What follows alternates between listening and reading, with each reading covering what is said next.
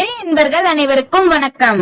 ஏன் சபரிமலை ஐயப்பனை தரிசிக்க பெண்கள் போகக்கூடாது? பெண்கள் செல்லாத சபரிமலையை பற்றியும், 2 மனைவிகளோடு அருள் புரியும் அச்சன் கோவில் அரசனாக இருக்கும் ஐயப்பனை பற்றியும், திருமண கோலத்திலேயே அருள் புரியும் ஆரியங்காவு ஐயனையும், குழந்தை வடிவில் குளத்துப்புலா பாலசாஸ்தாவையும், ஐயப்ப பக்தர்களின் முக்கிய சந்திப்பு இடமாக இருக்கும் எரிமேலி தர்மசாஸ்தாவை பற்றியும், ஐயப்பன் 12 ஆண்டுகள் ஆடி ஓடி விளையாடி மணிகண்டனாக வளர்ந்த புனித பூமியான பந்தளம் கோவிலை பற்றியும், ஐயப்பன் வளர்ந்த அரண்மனையையும், ஐயப்பன் படித்து வளர்ந்த ஓலைகளையும் இங்கு நம்மளால் காண முடியும்.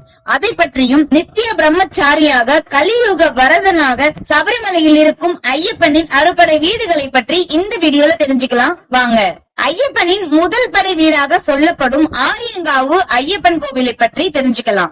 இங்கு ஐயப்பன் திருமண கோலத்தில் காட்சி தருகிறார். ஆரியங்காவு ஐயப்பன் கோவில் கேரள கட்டிடக்கலையின் அமைப்பில் அமைக்கப்பட்டிருந்தாலும் இங்கு சடங்குகளும் பூஜைகளும் தமிழக முறையிலேயே நடத்தப்படுகிறது. மூலஸ்தானத்தில் பார்வதி தேவியும், லிங்க வடிவில் சிவபெருமான் ஆகியோருடன் திருமண கோலத்தில் புஷ்பகலாவுடன் ஐயப்பன் காட்சி தருகிறார். சபரிமலை ஐயப்பனை தரிசிக்க செல்லும் பக்தர்கள் முதலில் தரிசிக்க வேண்டிய கோவில் ஆரியங்காவு கோவில்தான். இக்கோவிலில் மட்டுமே ஐயப்பனுக்கு திருமணம் நடைபெறும் ஒரே கோவில் ஆகும். ஒற்றைக்கல்லால் அமைக்கப்பட்ட திருமண மேடை இங்கு அமைந்துள்ளது. தமிழக முறைப்படியே பூஜைகளும் நடத்தப்படுகின்றன. மதுரையை சேர்ந்த சௌராஷ்டிரா வகுப்பினர் திருவிதாங்கூர் மகாராஜா அரண்மனைக்கு துணிகளை நெய்து கொடுக்க சென்றனர். அந்த வியாபாரிகளில் ஒருவர் ஆரியங்காவு கணவாய் வழியாக சென்றார். அவருடன் அவரது மகள் புஷ்பகலாவும் சென்றார். காட்டுப்பாதை கடினமாக இருந்ததால் ஆரியங்காவு சாஸ்தா கோவிலின் மூத்த பூசாரியின் இல்லத்தில் தன் மகளை விட்டு சென்றார். தான் திரும்பி வரும்போது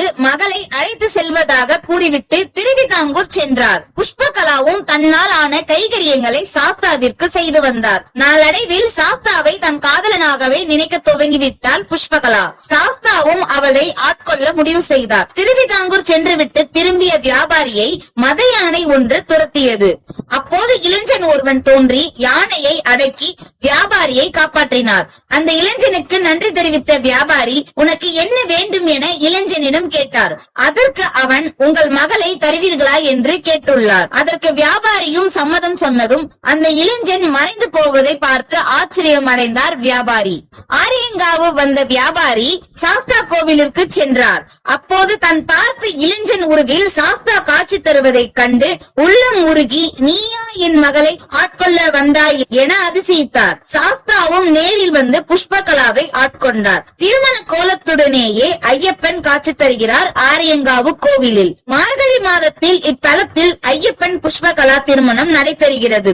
அந்த சமயத்தில் மதுரையில் இருந்து சௌராஷ்டிரா இனத்தவர்கள் தாங்கள் குல பெண்ணுக்கு சீதனம் எடுத்து வந்து திருக்கல்யாணம் நடத்தி வைக்கின்றன. அச்சத்தை நீக்கி அருளும் அரசனாக அச்சன் கோவில் ஐயப்பன் அருள் பாலித்து வருகிறார். அச்சன் கோவில் திருத்தலத்தில் பூர்ணா, புஷ்பகலை என்னும் 2 தேவிகளுடன் ஐயப்ப அரசர் காட்சி தருகிறார். ஐயப்ப பக்தர்களின் அனைத்து வகையான அச்சங்களையும் நீக்கி வளமான வாழ்க்கைக்கு வழிகாட்டுவார் என்பது நம்பிக்கையாக இருக்கிறது. அதற்கு மரபு வழியாக கதை ஒன்றும் சொல்லப்படுகிறது. முன்பொரு காலத்தில் இக்கோவிலில் இருக்கும் ஐயப்பனை வழிபடுவதற்காக முதியவர் ஒருவர் தனது ஊரில் இருந்து கிளம்பி அடர்ந்த காடுகளின் வழியாக சென்று கொண்டிருந்தார். இந்நிலையில் பகல் கடந்து இரவு நேரம் ஆகிவிட்டது.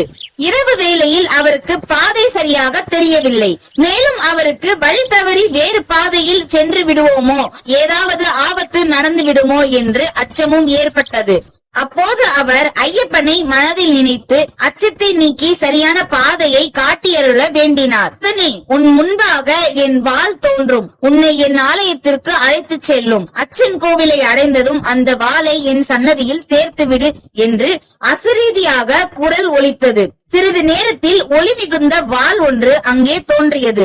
அந்த வாள் முன்னோக்கி செல்ல அதன் பின் தொடர்ந்து சென்றார் முதியவர். மறுநாள் அதிகாலையில் கோவிலை அடைந்தார். கோவில் அர்ச்சகரை சந்தித்து இரவில் காட்டிற்குள் நடந்ததை சொல்லி அந்த வாளை ஒப்படைத்தார் அர்ச்சகரிடம் பெரியவர். அப்போது கருவறையில் இருந்து என் வாளை கருவறையில் வைத்து வழிபாடு செய்யுங்கள், உங்களுக்கு நான் அரணாக இருந்து காப்பேன் என்று குரல் கேட்டது. அன்று முதல் அந்த வாள் அச்சன் கோவில் ஐயப்பனின் கருவறையில் வைத்து வழிபாடு செய்யப்பட்டு வருகிறது. அச்சம் நீக்கிய ஐயப்பனின் வரலாறு இவ்வாறு சொல்லப்படுகிறது. இங்கு ஐயப்பனுக்குரிய அனைத்து சிறப்பு நாட்களிலும் சிறப்பு வழிபாடுகள் செய்யப்படுகின்றன.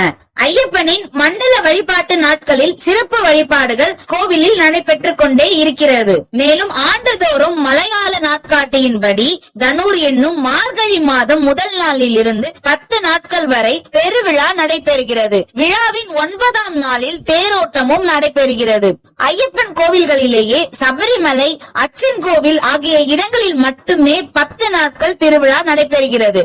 அதேபோல் அச்சன் கோவில் ஐயப்பனுக்கு மட்டுமே தேரோட்டமும் நடத்தப்படுகிறது. பிற ஐயப்பன் கோவில்களில் தேரோட்டம் இல்லை. ஐயப்பனின் 3ஆம் படை வீடாக சொல்லப்படும் குழந்தை வடிவில் குளத்துப்புழா ஐயப்பன் பாலசாஸ்தா கோவிலை பற்றி தெரிஞ்சுக்கலாம். கல்லணை ஆற்றின் கரையோரம் அமைந்துள்ளது ஸ்ரீ பாலசாஸ்தா கோவில். இங்கு ஐயப்பன் குழந்தையாக காட்சி தருகிறார். கோட்டக்கரை பகுதியை ஆண்ட ஒரு அரசரும் அவருடைய ஆட்களும் காட்டில் கல்லணை ஆற்றின் கரையில் உணவு சமைப்பதற்காக அடுப்பு மூட்ட கல் தேடினர். 3 கல்களும் ஒரே அளவில் கிடைக்கவில்லை. ஒரு கல் மட்டும் சற்றே பெரியதாக இருந்தது. இதைவிட அளவில் பெரியதான ஒரு கல்லை கொண்டு உடைக்க முயற்சித்தனர். உடைக்க நினைத்த கல் உடையாமல் உடைக்க பயன்படுத்திய பெரிய கல் 8 துண்டுகளாக உடைந்தது. உடைந்த பகுதிகளில் இருந்து ரத்தம் வழிந்து கொண்டே இருந்தது. இது குறித்து அரசருக்கும் செய்தி தெரிவிக்கப்பட்டது. தேவ பிரசன்னம் பார்க்கப்பட்டதில் சிதறிய கல் பரசுராமரால் பிரதிஷ்டை செய்யப்பட்ட ஐயப்பன் உருவம் என்று தெரிய வந்தது.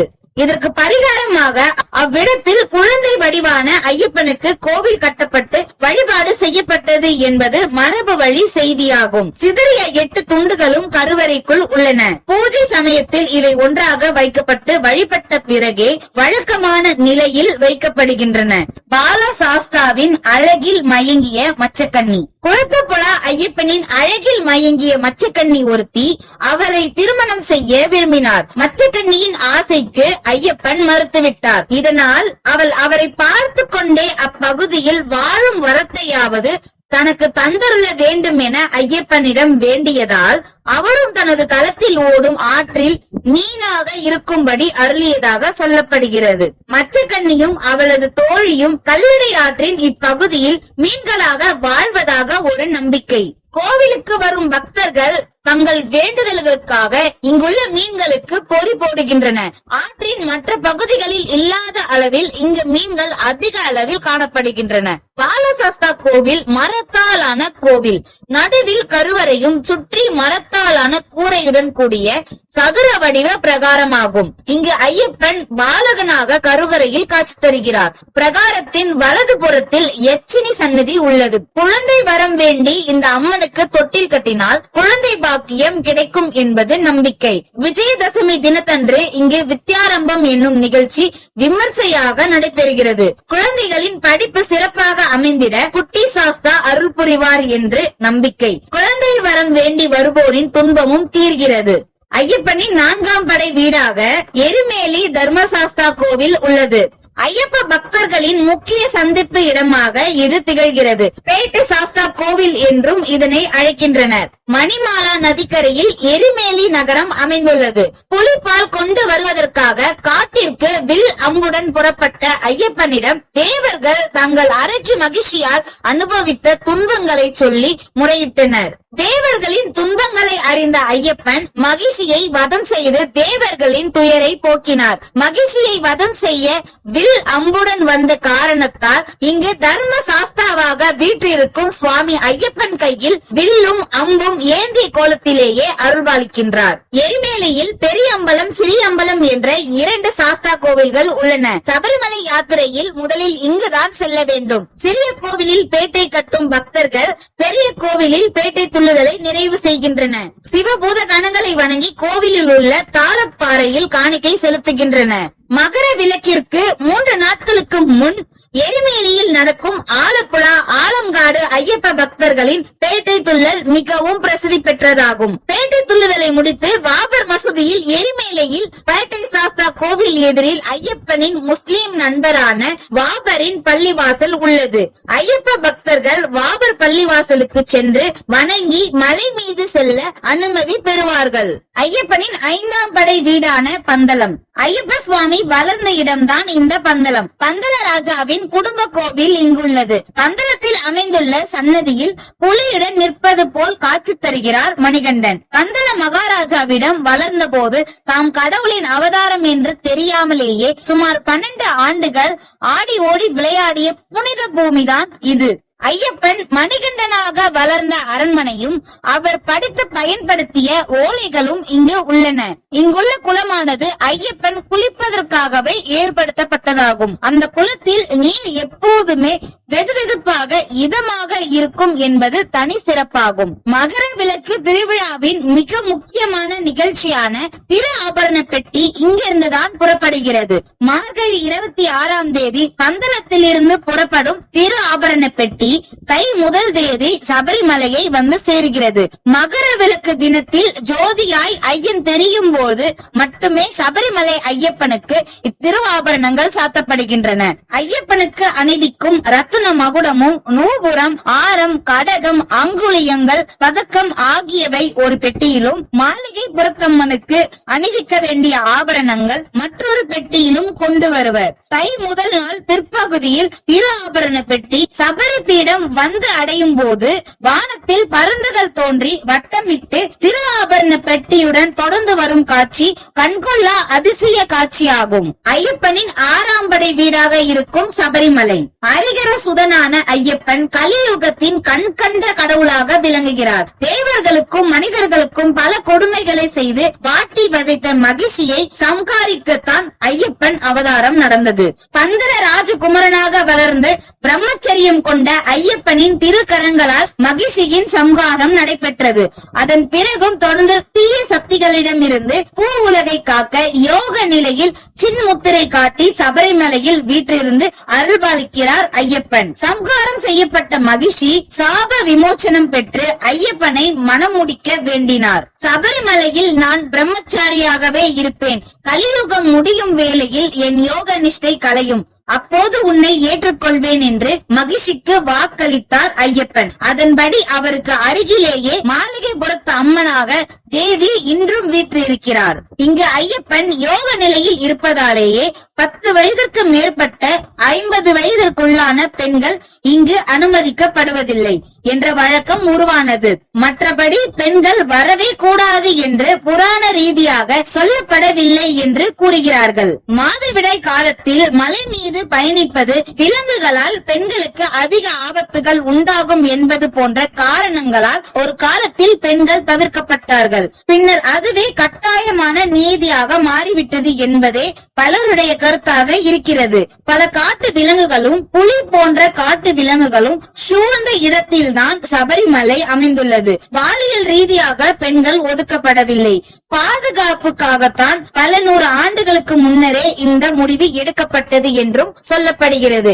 பெண்கள் பாலியல் ரீதியாக ஒதுக்கப்படுவதில்லை என்பதை இதற்கு உதாரணமாக சபரி பீடமும் மாளிகைபுரத்தம்மன் ஆலயமும் அங்கு இருப்பதை சாட்சியாகவும் கூறப்படுகிறது. இந்த வீடியோல சபரிமலைக்கு ஏன் பெண்கள் அனுமதிக்கப்படுவதில்லை என்பதை பற்றியும், அதே போல சபரிமலை மற்றும் அல்லாது ஐயப்பனுடைய 6 படை வீடுகளை பற்றியும் நம்ம தெரிஞ்சுக்கிட்டோம். இந்த வீடியோ உங்களுக்கு பயனுள்ளதா இருந்ததுன்னா இந்த வீடியோவுக்கு ஒரு லைக் பண்ணுங்க. இந்த மாதிரி வீடியோக்களை தொடர்ந்து பார்ப்பதற்கு இந்த சேனலை சப்ஸ்கிரைப் பண்ணிக்கோங்க. நன்றி, வணக்கம்.